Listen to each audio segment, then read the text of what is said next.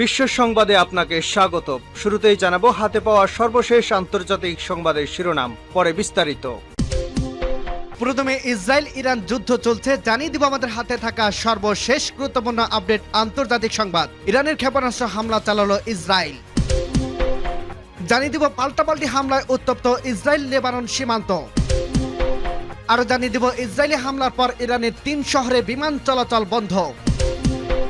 এবং আরো জানিয়ে দিব জাতিসংঘের ফিলিস্তিনের পূর্ণ সদস্যপদ আটকে দিল যুক্তরাষ্ট্র।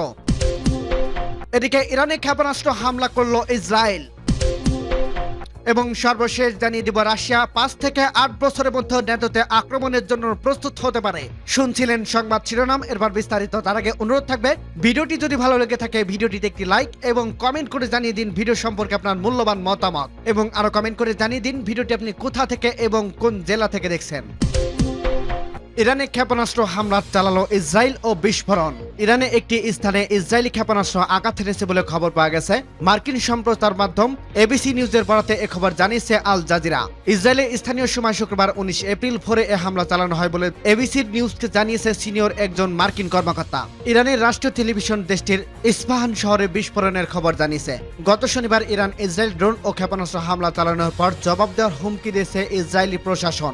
যদিও মার্কিন যুক্তরাষ্ট্র এবং বেশ একটি ইউরোপীয় দেশ ইসরায়েলকে ইরানের বিরুদ্ধে করা পদক্ষেপ না নেওয়ার আহ্বান জানিয়েছিলেন, কিন্তু সেই আহ্বান উপেক্ষা করেই হামলা চালালো ইসরায়েলি বাহিনী। তবে এই হামলার কোনো হতাহত কিংবা ক্ষয়ক্ষতির ঘটনা ঘটছে কিনা তা এখনো জানা যায়নি। এদিকে ইসরায়েলি পাল্টা হামলা চালালেও তার কঠিন জবাব দেওয়া হবে বলে আগেই হুঁশিয়ারি দিয়েছে ইরান। দেশটির প্রেসিডেন্ট ইব্রাহিম রাইসি সম্প্রতি সেনা দিবস উপলক্ষে আয়োজিত এক কুচকাওয়াজে বলেছিলেন, ইসলামিক রিপাবলিক অব ইরান এয়ারফোর্সের কমান্ডার এক অনুষ্ঠানে সতর্ক করে বলেছেন, রাশিয়ার তৈরি সুখোই 24 সহ তাদের যুদ্ধ বিমানগুলো ইসরায়েলি হামলা মোকাবেলা করার জন্য তাদের সর্বোত্তম প্রস্তুতিমূলক অবস্থায় রয়েছে। ব্রিগেডিয়ার জেনারেল আমির ভাহিদি বলেন, উল্লেখ্য 1 এপ্রিল দামেস্কে ইরানের কূটনৈতিক কম্পাউন্ডে সন্দেহভাজন ইসরায়েলি হামলার প্রতিশোধ ইরান হিসেবে গত সপ্তাহের ইসরায়েলের উপর প্রথমবারের মতো সরাসরি হামলা চালায়। এরপর থেকে চরম উত্তেজনা বিরাজ করছে দুই পক্ষের মধ্যে। নতুন করে ইসরায়েলের হামলার আগুনে ঘি ঢাললো বলেই মনে করছে বিশ্লেষকরা। সূত্র আল জাজিরা। পাল্টাপাল্টি হামলায় উত্তপ্ত ইসরায়েল ও লেবানন সীমান্ত। ইসরায়েলি হামলায় নিহত লেবাননের সশস্ত্র গোষ্ঠী হিজবুল্লাহর কমান্ডার ইসমাইল বাসকে শেষ বিদায় জানাতে জামায়াত হয় শত শত মানুষ। গত মঙ্গলবার 16 এপ্রিল হামলার এই কমান্ডার সহ হিজবুল্লাহর অন্তত 3 সদস্য নিহত হয়। জবাবে ইসরায়েলের মিসাইল, ড্রোন ও ছোড়া লেবানন সশস্ত্র গোষ্ঠী। এতে ইসরায়েলে অন্তত 14 সেনা আহত হয়। এর মধ্যে হিজবুল্লাহর এই হামলার জবাব দিয়েছে ইসরায়েল। কয়েকদিন ধরেই দুপক্ষের এমন পাল্টা হামলা লেবানন ইসরায়েলের সীমান্ত আরেক দফা চড়ছে উত্তেজনার পারদ। হামলার পাশাপাশি চলছে কথারও লড়াই। হিজবুল্লাহ নেতা হুসাইল জার্সি বলেন, 75 বছর ধরে তোমরা যে অপরাধ করে আসছো তার মূল্য চুকানোর সময় এসেছে। দামেস্কে ইরানের কনসুলেটে হামলা চালিয়ে নেতানিয়াহু সবাইকে থামাতে চেয়েছিলেন, তবে ইসলামিক প্রজাতন্ত্র ইরানের পাল্টা জবাব নেতানিয়াহুর সিংহাসনকে কাঁপিয়ে দিয়েছে। ইরান চোখে আঙ্গুল দিয়ে দেখে দিয়েছে ইসরায়েলের অবস্থান কতটা দুর্বল। গাজায় আগ্রাসনের প্রতিবাদে 6 মাস ধরে ইসরায়েলের রকেট মিসাইল ছুড়ছে ইরান সমর্থিত হিজবুল্লাহ। এমনকি 2006 সাল থেকে যুদ্ধের পর সবচেয়ে বড় সংঘাতের জড়িয়েছে দুপক্ষ।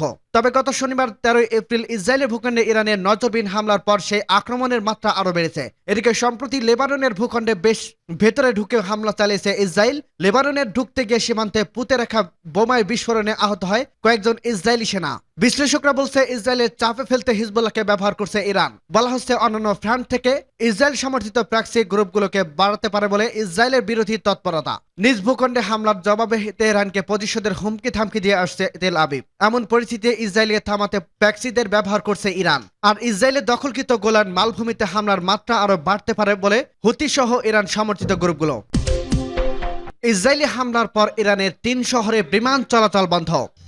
ইসরায়েলের ক্ষেপণাস্ত্র হামলার পর ইরানের অন্তত 3টি শহরে বিমান চলাচল স্থগিত করা হয়েছে। এ খবর জানিয়েছে মার্কিন সম্প্রচার মাধ্যম এবিসি নিউজ। ইরানের রাষ্ট্রীয় সংবাদ মাধ্যম বরাত দিয়ে প্রতিবেদনে বলা হয়েছে, কাহজান রিস্তান শহরে বিস্ফোরণের শব্দ শোনার পর তেহরান, ইস্পাহান ও সিরাজের ফ্লাইট স্থগিত করা হয়। কাহজান রিস্তান শহরে ইস্পাহান বিমানবন্দর ও ইস্পাহানের উত্তর পশ্চিম সেনা বিমান বাহিনীর 8ম শেখারি ঘাটির কাছে অবস্থিত বলে জানা গেছে। এর আগে এবিসি নিউজের বরাতে আল জাজিরা জানায়, ইরানের একটি স্থানে ইসরায়েলি ক্ষেপণাস্ত্র আঘাত করছে। ইসরায়েলের স্থানীয় সময় শুক্রবার 19 এপ্রিল ভোরে এ হামলা চালানো হয় বলে এবিসি নিউজকে জানিয়েছে সিনিয়র একজন মার্কিন কর্মকর্তা। প্রতিবেদনে ইরানের ইস্পাহান শহরে বিস্ফোরণের খবর দেওয়া হয়, তবে স্থানীয় গণমাধ্যম বলেছে ইস্পাহান শহরে নয়, শহরটির কাছে বিস্ফোরণের শব্দ শোনা গেছে। গত শনিবার ইরান ইসরায়েলের ড্রোন ও ক্ষেপণাস্ত্র হামলা চালানোর পর এর জবাব দেওয়ার হুমকি দিয়েছে নেতানিয়াহু প্রশাসন। যদিও মার্কিন যুক্তরাষ্ট্র এবং বেশ কয়েকটি ইউরোপীয় দেশ ইসরায়েলকে ইরানের বিপক্ষে কড়া কোনো পদক্ষেপ না নেওয়ার আহ্বান জানিয়েছেন, কিন্তু সেই আহ্বান উপেক্ষা করে হামলা চালালো ইসরায়েলি বাহিনী। তবে এই হামলার কোনো হতাহত কিংবা ক্ষয়ক্ষতির ঘটনা ঘটছে কিনা তা এখন পর্যন্ত জানা যায়নি। সূত্র আল জাজিরা। জাতিসংঘে ফিলিস্তিনের পূর্ণ সদস্যপদ আটকে দিল যুক্তরাষ্ট্র। ইসরায়েলের ঘনিষ্ঠ মিত্র যুক্তরাষ্ট্রের ভেটোর কারণে আটকে গেল জাতিসংঘের রাষ্ট্র হিসেবে ফিলিস্তিনের পূর্ণ সদস্যপদ পাওয়ার পথ। বৃহস্পতিবার 18 এপ্রিল নিরাপত্তা পরিষদের এই সংক্রান্ত প্রস্তাবের উপর ভোট হয়। খবর দ্য গার্ডিয়ানের। সেখানে 15 সদস্য নিরাপত্তা পরিষদের 12 দেশের পক্ষে ভোট দেয়। এছাড়া যুক্তরাষ্ট্রের বিপক্ষে ভোট দেয় যুক্তরাজ্য ও সুইজারল্যান্ডের ভোট দেওয়ার থেকে বিরত থাকে। এদিকে জাতিসংঘের পূর্ণ সদস্যপদ পাওয়ার জন্য ফিলিস্তিনের আবেদন প্রত্যাখ্যান করায় যুক্তরাষ্ট্রের বিরুদ্ধে নিন্দা জানিয়েছে রাশিয়া।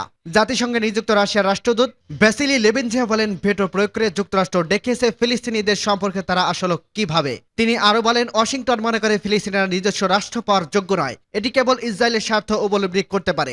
জাতিসংঘে নিযুক্ত মার্কিন রাষ্ট্রদূত রবার্ট উড বলেন, 7 অক্টোবর হামলার পর থেকে প্রেসিডেন্ট বাইডেন স্পষ্ট বলেছে, এই অঞ্চলে স্থানীয় শান্তি কেবল ইসরায়েলের নিরাপত্তা নিশ্চয়তা সহ একটি দ্বিরাষ্ট্রীয় সমাধানের মাধ্যমে অর্জন করা যেতে পারে। গণতান্ত্রিক ইহুদি রাষ্ট্র হিসেবে ইসরায়েল নিরাপত্তা এবং ভবিষ্যতের নিশ্চয়তা দেয় এমন অন্য কোনো পথ নেই। তিনি বলেন, আবেদনকারী একটি রাষ্ট্র হিসেবে বিবেচিত হওয়ার মানদণ্ড পূরণ করে কিনা তা নিয়ে অমীমাংসিত প্রশ্ন রয়েছে। এদিকে ফিলিস্তিন প্রেসিডেন্টও যুক্তরাষ্ট্রের ভেটো দেওয়ার নিন্দা জানিয়েছে। এক বিবৃতিতে প্রেসিডেন্ট বলেন, মার্কিন ভেটো অন্যায্য, অনৈতিক ও অযৌক্তিক। ইরানে ক্ষেপণাস্ত্র হামলা করছে ইসরায়েল। ইরানের একটি লক্ষ্যবস্তুতে ক্ষেপণাস্ত্র হামলা চালিয়েছে ইসরায়েল। মার্কিন সম্প্রচার মাধ্যম এবিসি নিউজ এ তথ্য জানিয়েছে। ইরানের রাষ্ট্রীয় টেলিভিশন দেশটির ইস্পাহান শহরে বিস্ফোরণের খবর দিয়েছে। বদলা হিসেবে গত শনিবার ইসরায়েলের নজরবিহীন ও ড্রোন ক্ষেপণাস্ত্র হামলা চালায় ইরান। এই হামলার জবাব দেওয়ার হবে বলে আগেই ঘোষণা দিয়েছে ইসরায়েল। যুক্তরাষ্ট্র বেশ কয়েকটি ইউরোপীয় দেশ ইসরায়েলকে পাল্টা হামলা না চালানোর জন্য আহ্বান জানিয়েছিলেন, কিন্তু ইসরায়েল এই আহ্বান উপেক্ষা করেই স্থানীয় সময় শুক্রবার ভোরে ইরানে ক্ষেপণাস্ত্র হামলা চালায় ইসরায়েল। রাশিয়া 5 থেকে 8 বছরের মধ্যে ন্যাটোতে আক্রমণের জন্য প্রস্তুত হতে পারে। রাশিয়া 5 থেকে 8 বছরের মধ্যে ন্যাটো দেশগুলিতে আক্রমণ করার জন্য সামরিকভাবে প্রস্তুত হতে পারে, যদি তারা তা করতে চায়। একবার দেশটির ইউক্রেন যুদ্ধের প্রভাবে আঘাতপ্রাপ্ত তার বাহিনী পুনর্গঠন করছে। জার্মানির শীর্ষ সামরিক কর্মকর্তা কথা বলেছেন। লেফটেন্যান্ট জেনারেল ক্যাটেন ব্লুয়ার প্লান সফরকারে সাংবাদিকদের বলেন, তখন আমাদের বিশ্লেষণের ভিত্তিতে রাশিয়া তার নিজস্ব বাহিনী এমন মাত্রায় পুনর্গঠন করবে যে ন্যাটোর মাটিতে আক্রমণ করা সম্ভব হতে পারে। তিনি বুধবার গভীর রাতে বলেন, আমি বলছি না যে এটি ঘটবে, তবে এটি সম্ভব হতে পারে। 2022 সালে ফেব্রুয়ারিতে ইউক্রেনে রাশিয়া আগ্রাসন, 1962 সালের কিউবার ক্ষেপণাস্ত্র সংকটের পর থেকে পশ্চিমা বঙ্গের মস্কোর সম্পর্কে গভীরতম সংকটের সূত্রপাত করছে। কিন্তু মস্কো নিয়মিতভাবে পশ্চিমা পরামর্শকে প্রত্যাখ্যান করে বলছে তারা ন্যাটোর উপর আক্রমণ সম্পূর্ণ বাজে কথা বলে বিবেচিত করে।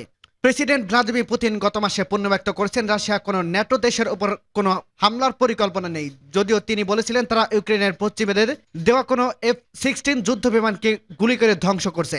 ন্যাটোর 32 সদস্যের মধ্যে 6টি ইউরোপীয় দেশ Norway, Finland, Estonia, Latvia, Lithuania ও পোল্যান্ড রাশিয়ার সঙ্গে একটি সীমান্ত ভাগ করে।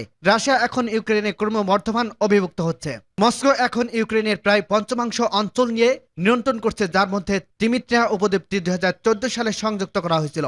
জার্মানি প্রতিরক্ষা প্রধান ব্রায়ার বলেছেন, আমরা দেখতে পাচ্ছি রাশিয়া প্রচুর যুদ্ধ লড়াইয়ের উপাদান তৈরি করছে এবং তারা এই সব উৎপাদন ইউক্রেনের যুদ্ধক্ষেত্রে রাখছে না, তাই 2029 সালে আমাদের প্রস্তুত থাকতে হবে। তিনি আরো বলেন, আমরা 5 থেকে 8 বছরের মধ্যে হুমকি দেখছি। সূত্র রয়টার্স।